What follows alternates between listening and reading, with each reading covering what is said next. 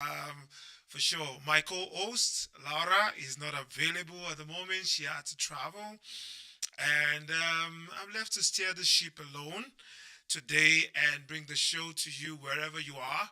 Thank you for always joining us. Thank you for always being part of this great show.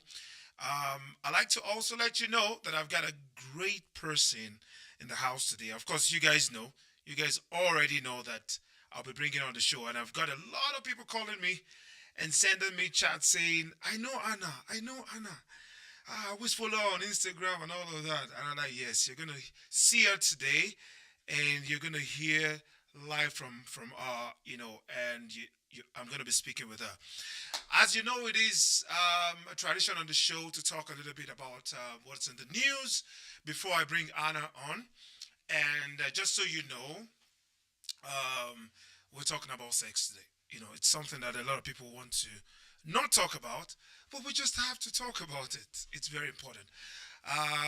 But we're going to have a few 30 seconds silence for the lives that have been lost in the Israel Hamas war, the Israel Palestinian war. It's a sad thing to see people die. War, it's not a good thing at all. So we're just going to have a 30 seconds break, short break, or a pause just to honor the lives that were lost.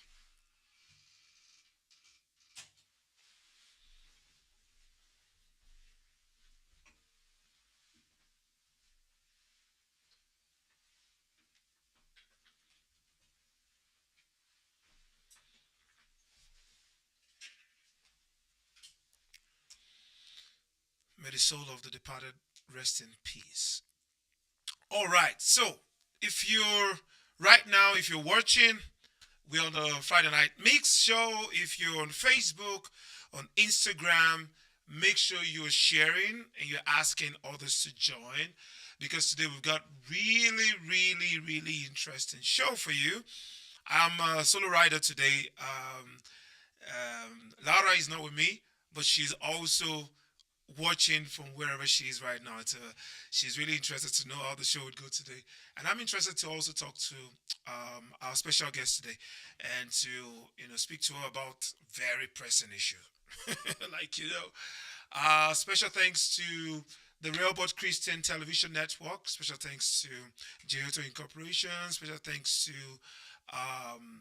David Agbola. These are all people who behind the scene are making things work and making things turn out as we want it to be. Remember, if you're on Instagram right now, and just let me confirm, are we on Instagram right now?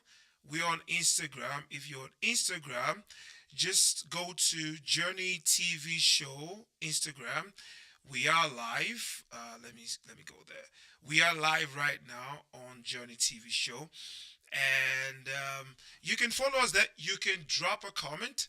You can leave a comment, like, share, subscribe, follow us on all of this social media. And all right, without wasting much of our time anymore, let me bring to the stage the one we're waiting for. We've been waiting for.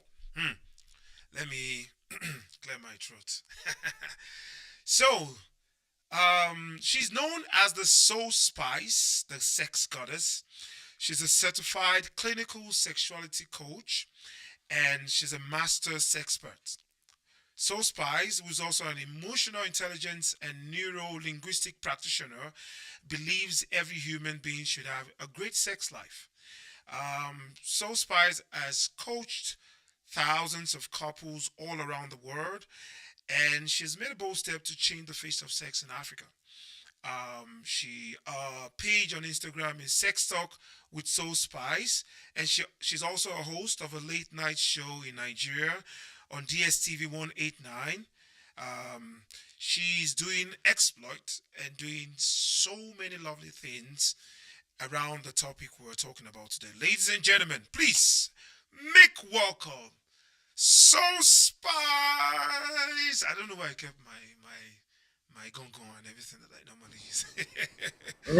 So, Spice, welcome to the show. It's good to have you around this very moment. How are you doing?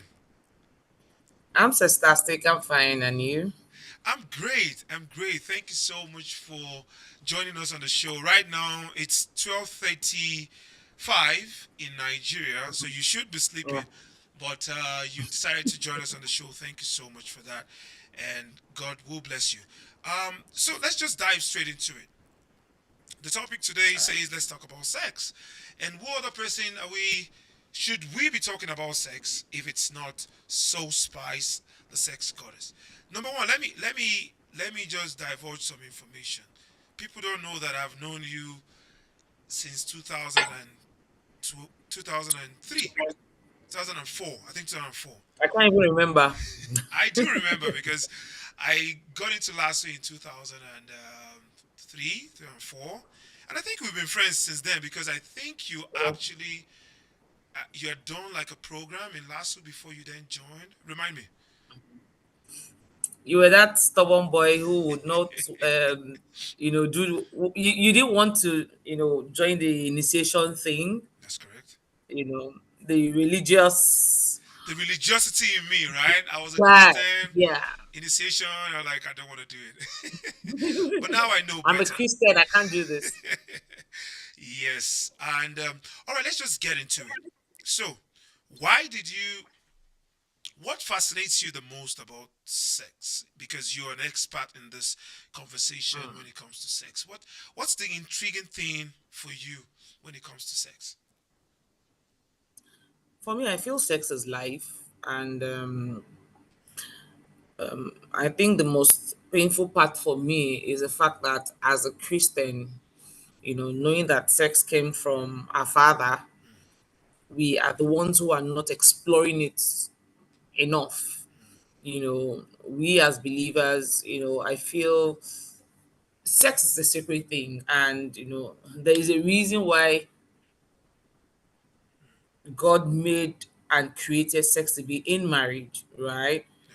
But if you really look at it deep down, you'll find out that I remember a pastor was saying sometime, I saw it on social media when he said, "Oh, don't have sex is what we shout before you get married."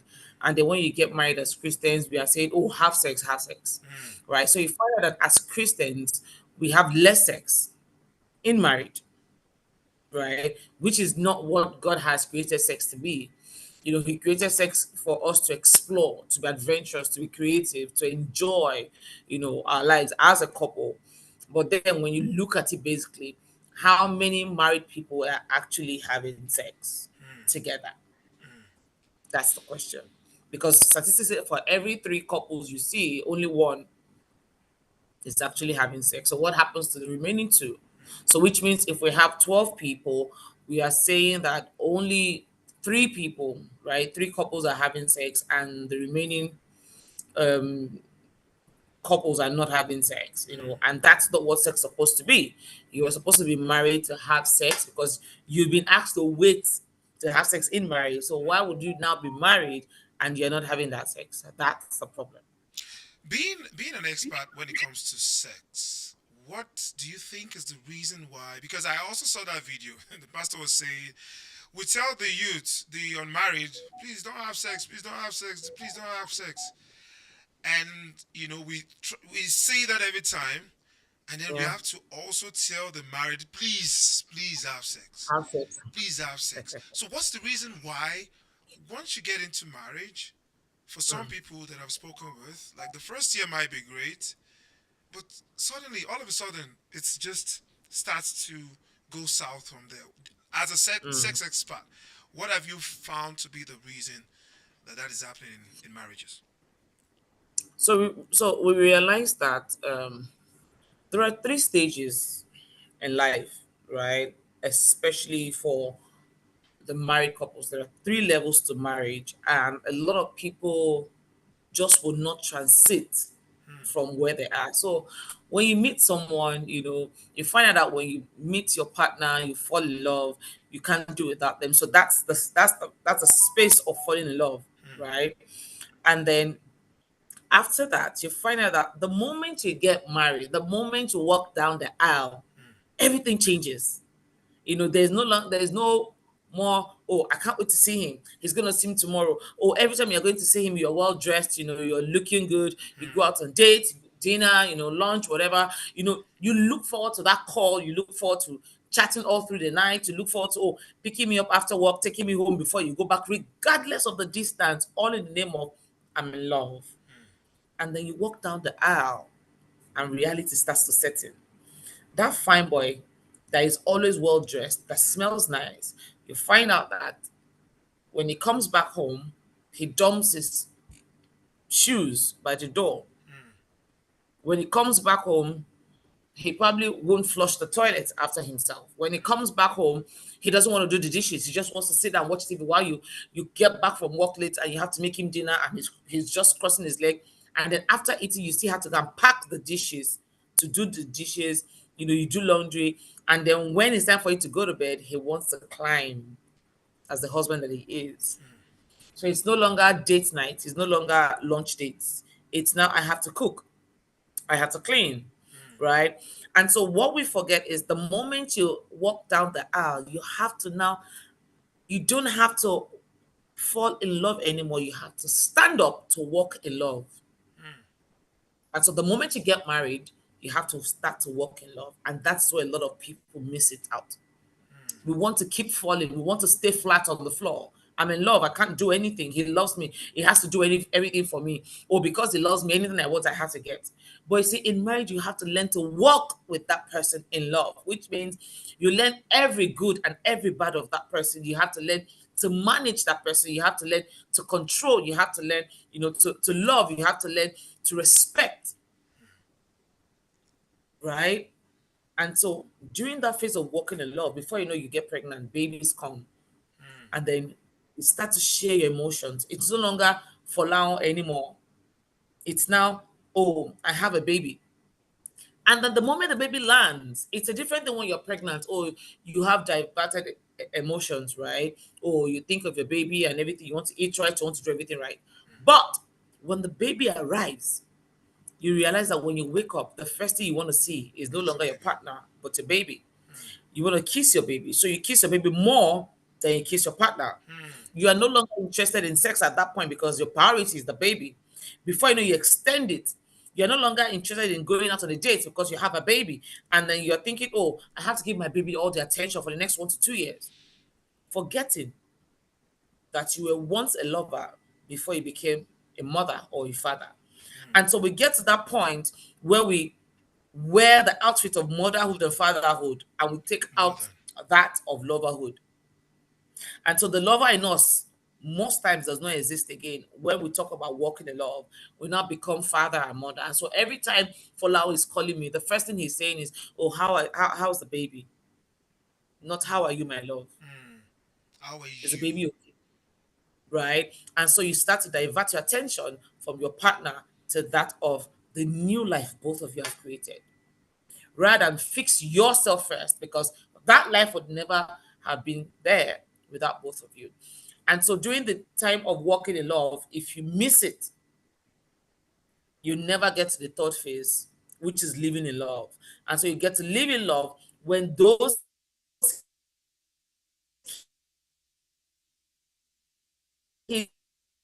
lovers. I think we're having a little bit of connection issue. Can you still hear us? Hear me? Yeah. She will try and connect back to us, but it's very imperative what you've said. What Hannah have said there. Because we can all see that once you get into marriage, like priorities change, and once that happens, it's always an issue to sometime even get back to that. And I was gonna ask Anna the next question, which is that if that happens, I mean, because I really want us to get practical on this show, and we can also join. We can wherever you're listening from, if you have questions for us, if you have any addition, you can send in comments on Facebook, Instagram, wherever you're right now. Send in comments, send in questions for Anna when she connects back. But I was going to talk about The thing is, I also studied about sex a bit. It's says it's an orgasm. When you have an orgasm, your body gives a natural high. You release endorphins, which are hormones that block pain and make you feel good. I wanted to talk to Anna about that, but let's see if she's going to connect back. She's mute. Is she back or just mute? She's come back. Okay, so we would, yeah. Anna, you back? Can you hear me? Okay, still kind of connecting. All right, yeah. So if you, I can, yeah, on Instagram right now, you can join us. Don't join me on Fola for Lagos because that's not on. Where you can join is Journey TV show. So Journey is JOURNEY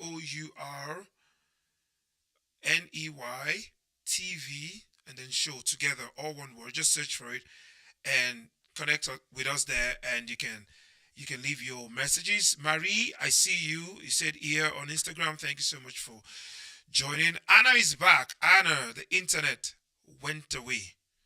Can you hear me? Yeah, I had to change my internet. Sorry, this is Niger for you. Sorry, I That's one know. of the things you go through. So I had to just change totally just to be on the same side, right? So I was talking about walking in love, living in love, and falling in love. And so the last stage is where you get to live in love. And like I said, if you miss out during the walk in love time because you give the attention more to the kids, then you won't be able to live in love, because at that point in time when you are old, the kids are out, they are also in love.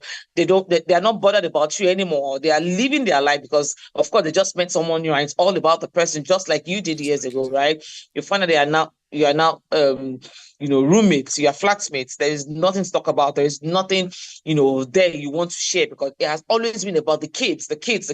But now the kids are no longer there. So what I would say is people need to hold on to their time of walking in love. You Mm, can't get married once in marriage. Nah, it's not possible. We think once we walk down the aisle once, that's it. No, that's just the beginning. mm. You have to learn to fall in love and get married again and again and again in marriage. So let's get practical. Mhm. Okay, let's get practical. Now, I'm a couple. I'm married for 5 years. I feel like my husband doesn't love me anymore. He doesn't really touch me anymore. I mean, because we're still going to come to how often should couples, make love. But before we get there, he doesn't just touch me anymore. Yeah, I had a baby 2 years ago, but the baby's 2 years now. He loves the baby more. Our sex life is just dry. As a sexpert, and I know this, you charge people to, for what I'm going to ask you, but you're on my show. This is the benefit of being on my show. Of course, What? everything is free here. Yeah, everything is free here. Give me two practical things I can do as a man that I'm no more sexually attracted to my wife. Maybe because because she gave birth, she's no more looking the way I've envisaged her to be in the past. Maybe for whatever reason, stress at work, career change, relocation change, whatever it is that has happened, that has made me now not just interested in this woman I see in front of me anymore. Give us practical lessons that we can, what can I do as a man, or what can I do as a woman to build that, because you said one of the things you said was hold on to the love when it started, hold on Mm. to that experience. What are the practical ways that I can do that? Okay, so the first thing as a man is, okay, you're no longer attracted to your wife. The question is, what does love mean to you? A lot of times men marry, because she's presentable. Mm, She's got the figure, she's good looking. But you see, that figure will change. It's not might. That figure will change, it's not a matter whether of you like it or might. not. It's not a matter of might. It will change, Mm, right? So it's easier for men because you don't go through the process mm. of childbirth, right? The max you see a man do is probably add weight and have pot Pot belly, belly. right? But you see, for a woman, it's different.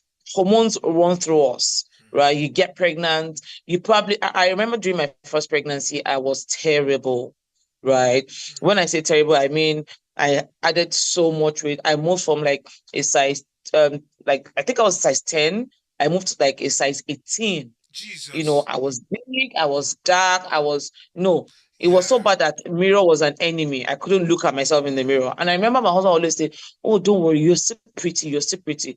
But trust me, when I put to bed, this man told me point blank that, "Babe, you were ugly." But I didn't want you to that you were really ugly.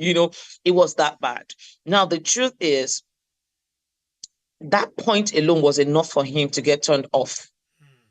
Because even me, myself, I knew I was ugly from Even what I you was turn seeing. yourself But off. it was a process. It was a process. So for a man, you need to go back to, why am I married to this person?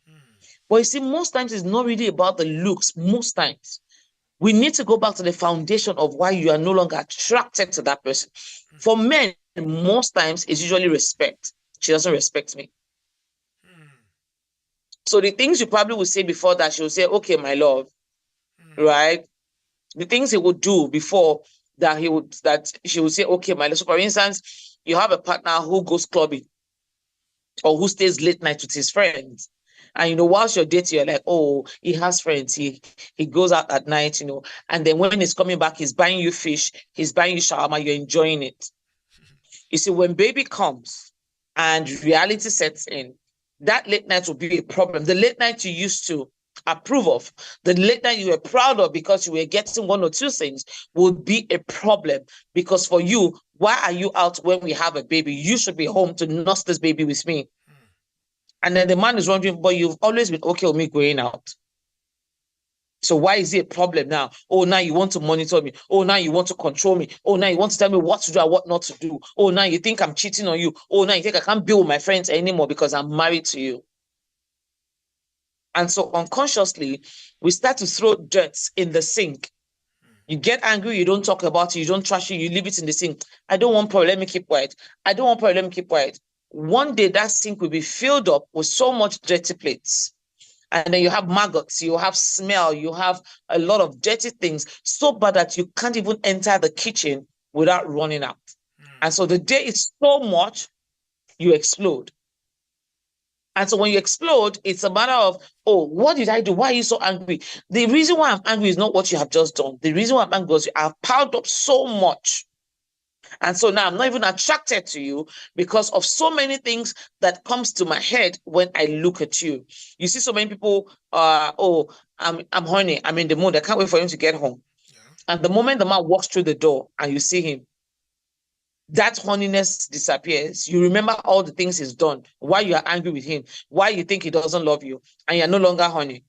But you've been waiting for this man all day. You Let's wanted him all day. let's expatiate on that a bit. So you're saying that the emotions that you feel as an individual towards somebody, maybe enmity or maybe there's a fight or something, you say that also can affect sex drive?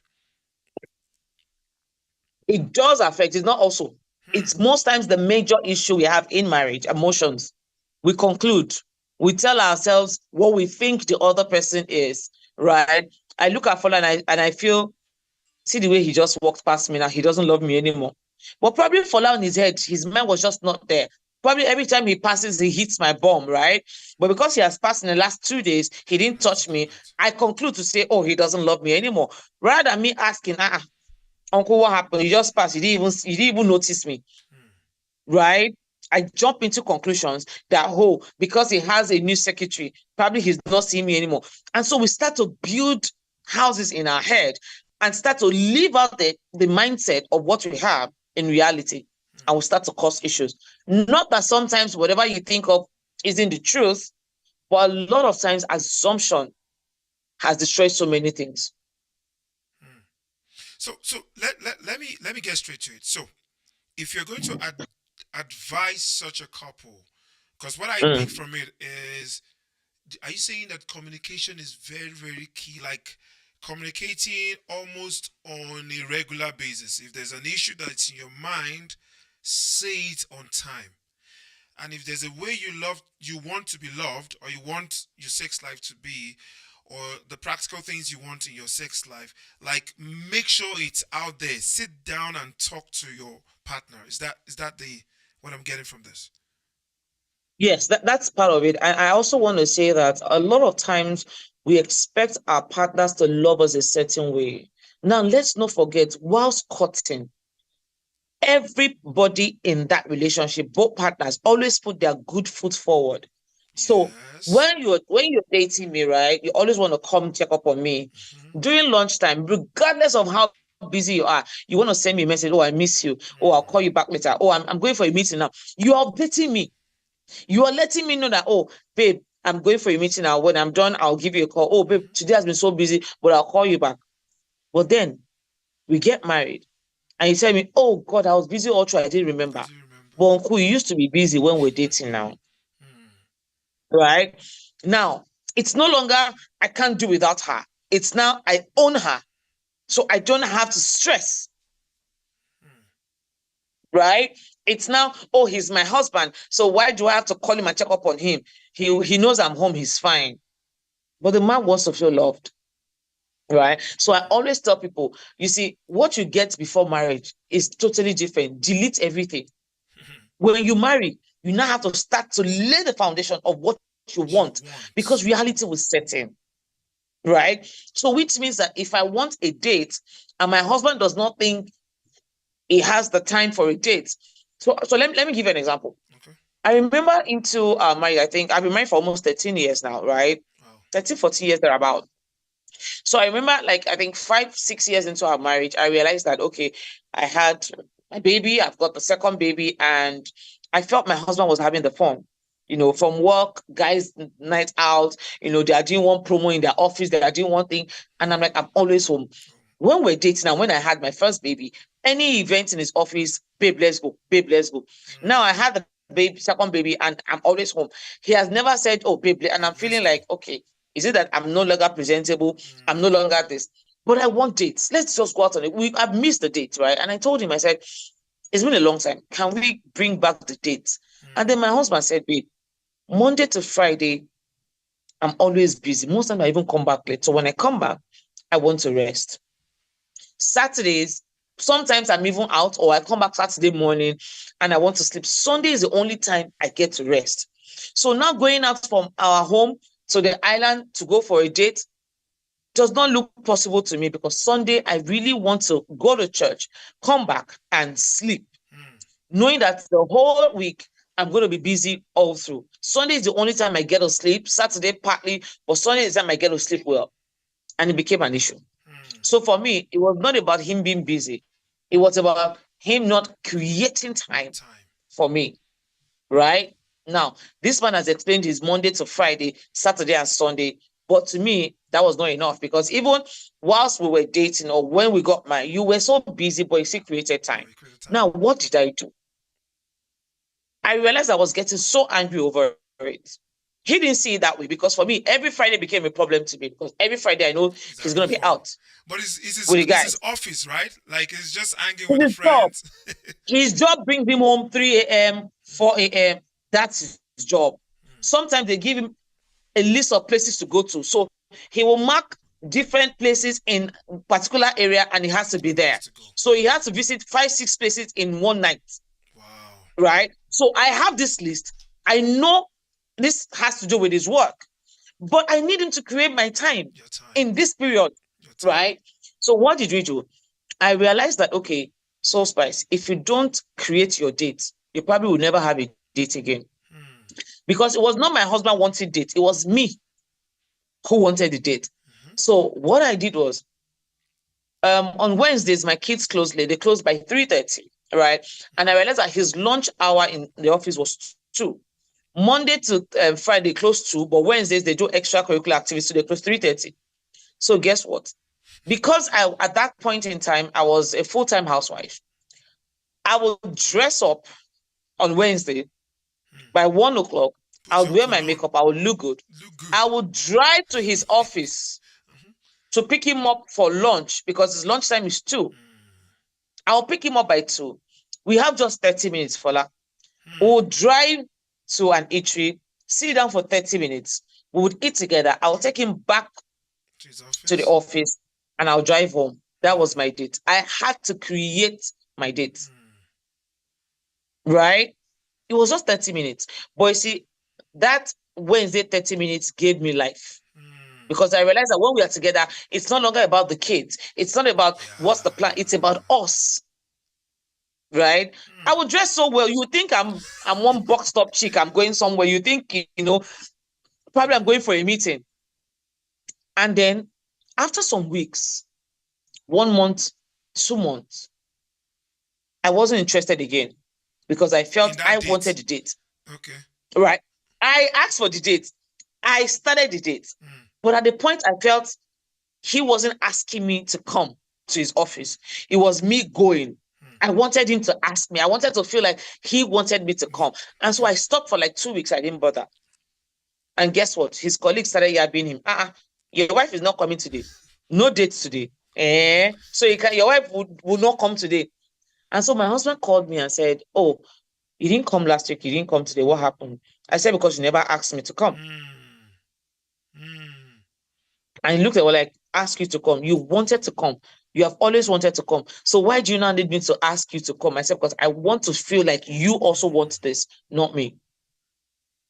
And so I realized that when he's going to work on Wednesdays, he'll tell me, babe, I'll be available today. See you by 2, right? And so I told me, oh, babe, today I won't be available. I won't be in the office. So no date today. But you see, that created something for us. And trust me, 13 years down the line, we still do our dates every Tuesday. Wow. Every Tuesday, except when he's not in town, right? So what am I trying to say? Sometimes you have to bring out that thing you want because you expect your partner to do it. They probably will never know. One of the things I also realized when we got married, where I come from in my family, when you pick a call and you want to go off the line, you always say, I love you. So I tell my mom, I love you. I tell my sisters, I love you. Anybody, I can even tell you, oh, love you, thank you, bye, see you later. Love you was a normal thing for us in my home. Where you come from.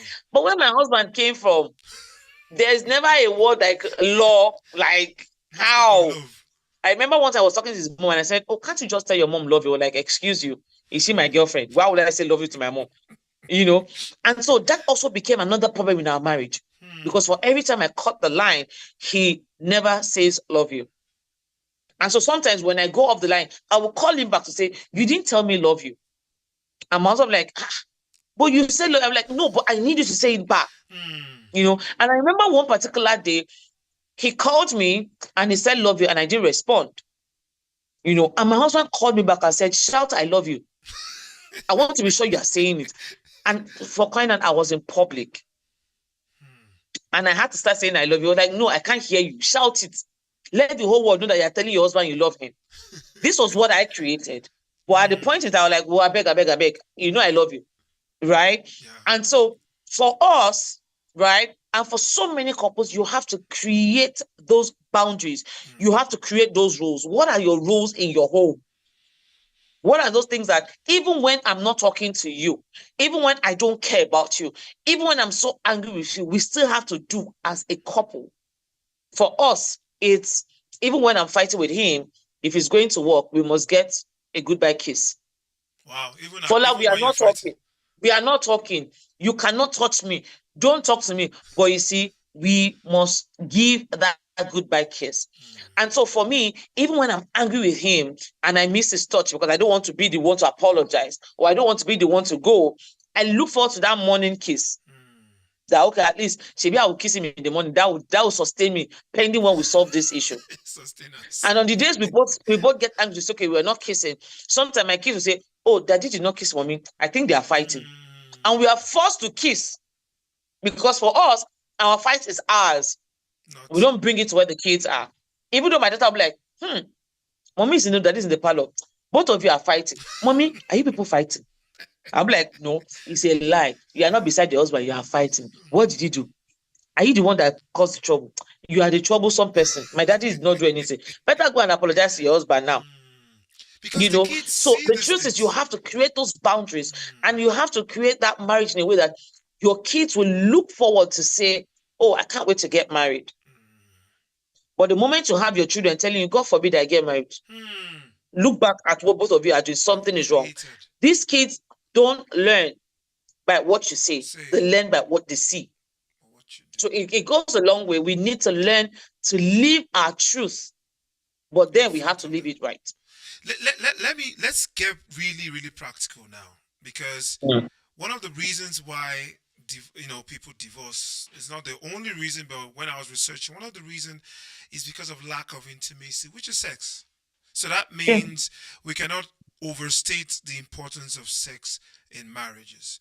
So let's get practical, because what you said, So I want to pause there, Paula. okay, You'll be shocked that intimacy really does not mean sex.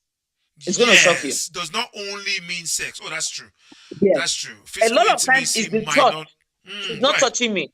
He's not seeing me. He's not holding my hand. He He's didn't not give me a hug. complimenting You me. see, those things are the things that kill the relationship, and then sex is the end It's the product. end product. Yeah, because it was not explicitly written as sex is the reason, Yeah. but it was written Mhm. as intimate, physical Yeah. intimacy, which you're correct. Yeah. It might not necessarily be sex, Mhm. but if you do these things right, it leads to sex, right? If you don't do it right, Yeah. then there There's no there sex. won't be sex, and if there's no sex, you begin to break apart. Now, There's, this there's is no the marriage. question for you, Anna, being someone who's an expert in this field. You talked so much about bringing solution to the table, because I see a lot of marriages where it's always the complaint. My husband doesn't look at me. My husband is not looking at me. My husband doesn't love me anymore. My husband doesn't. But we men and women will think differently. I mean, you're talking from the perspective of a woman. I'm talking from the perspective of a man. We can compartmentalize. Men, we can put things in boxes. My marriage, my career, and we treat them once they are in front of us, right? Okay, now I'm at work. I'm facing my work. But as women, you guys don't do that. Now, what I see you say is that you need to create the experience you want to have in your marriage. For example, your husband doesn't have your time. Do you look at his schedule and create time in it? Do you do things deliberately? Yeah. That's what I see you saying, and I hope that's what somebody is speaking up, who's saying that my husband doesn't care about me anymore since we came to Canada or since we've been in the US. I'm sure he's been dating somebody else. I'm sure he's sleeping around. If you're not sure, that is, but you're guessing because it's not touching you. I know people can sit down and really trace it back to when that problem started. And if you really look at it, you are also part of the problem. You might Of course. also be part of the problem. Or even Oh, if you you're are not, part of the problem. even if you're not part of the problem, guess what? Why don't you look for solution? Right? Why can't we look at the holistic thing and say, okay, if it's free at 2:30 and my kids are free, look for solution. And that's what I see you saying. I just wanted to hammer on that a bit before I ask you the practical question. The practical question now is, because I see that we've spoken a lot, what is what as a Christian home?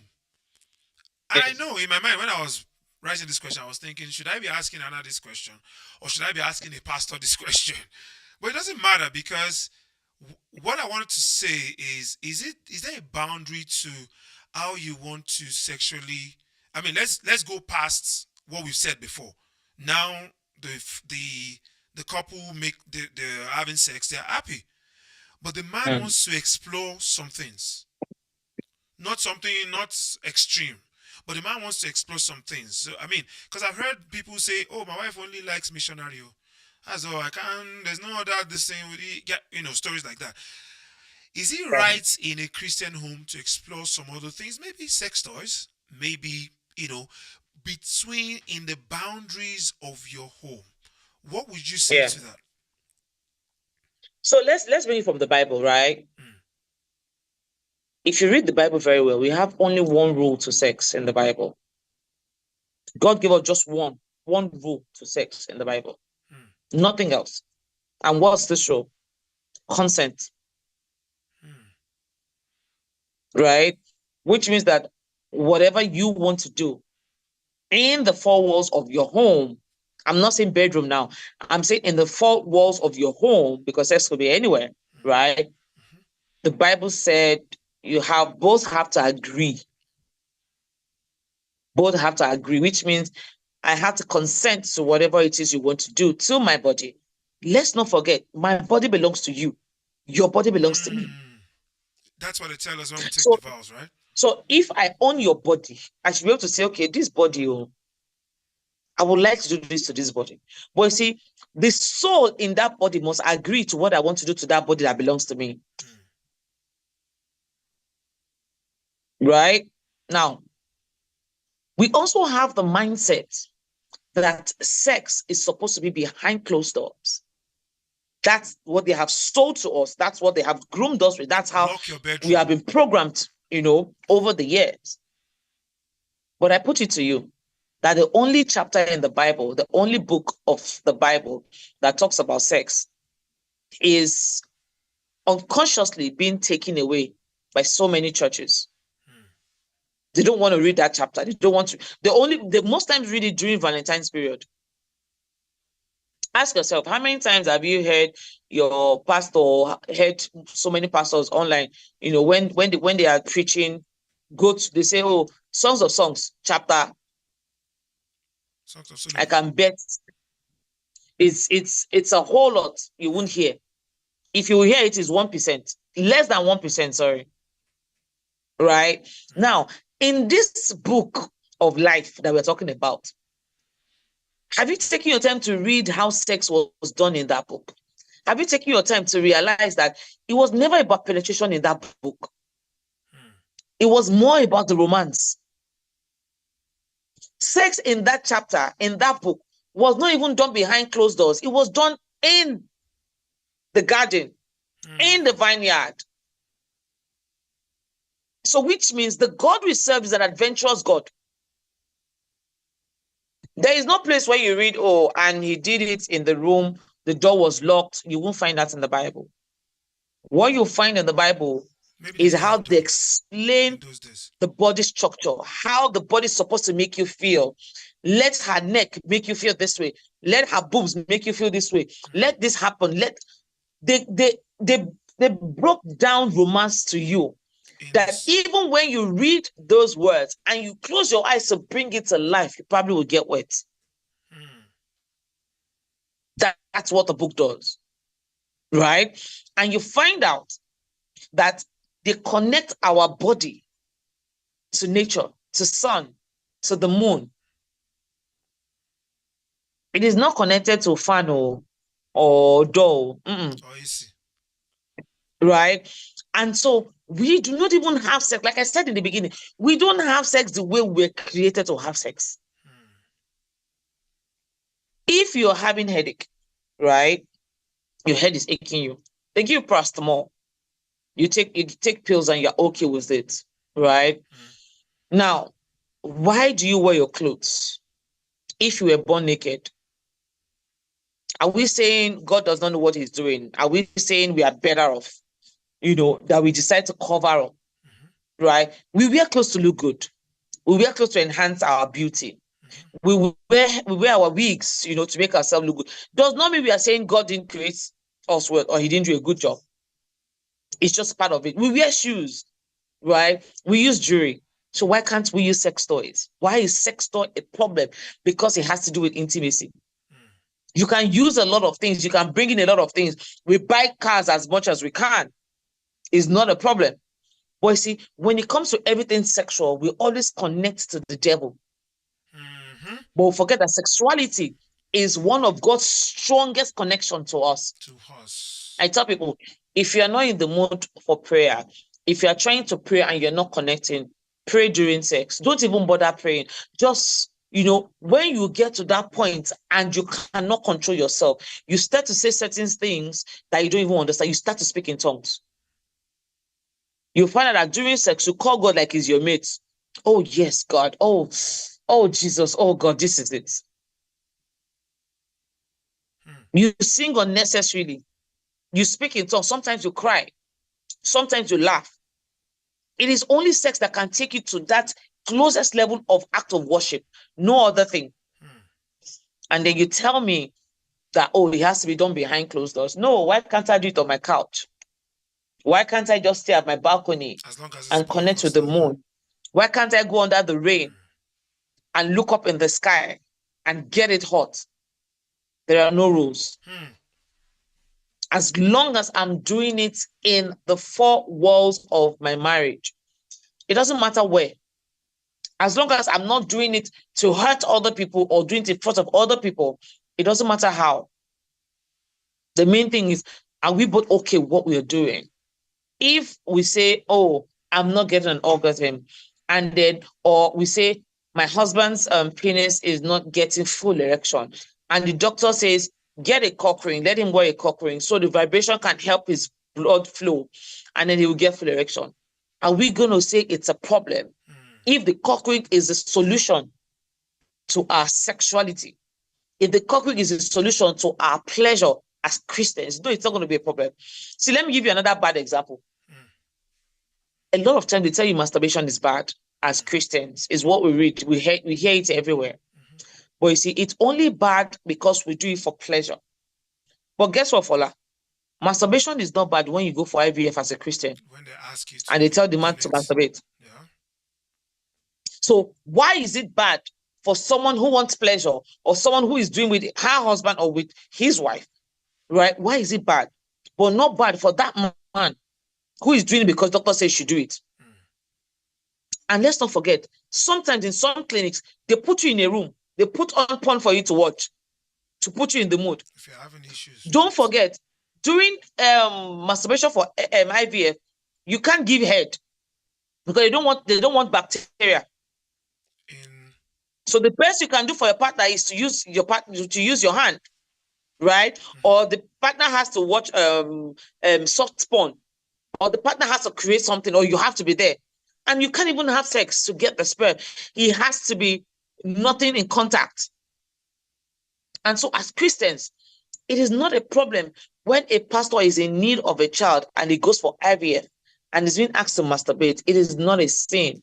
But it's a sin when Soul Spice decides to masturbate with her husband for pleasure. Who are we deceiving? I mean, these are really practical things that you're talking about here, and that's why I actually wanted to bring this conversation, because of course we're not going to talk about this on the pulpit because it's not something that, but I've always strongly believed that at a point we have to start breaking down this conversation, because trust me, I've spoken to a lot of families that the issue is basically sex. And but let me advocate for the strong conservative Christians here and say, well, when you begin to allow for those things to come in to the home, then there is no limit to it. Then it begins to get worse and worse, and then who knows what you're going to be asking for later. Now you're asking for us to do it in the garage when the children are not there. You're taking it too far. Why can't we just stay in the room and enjoy ourselves?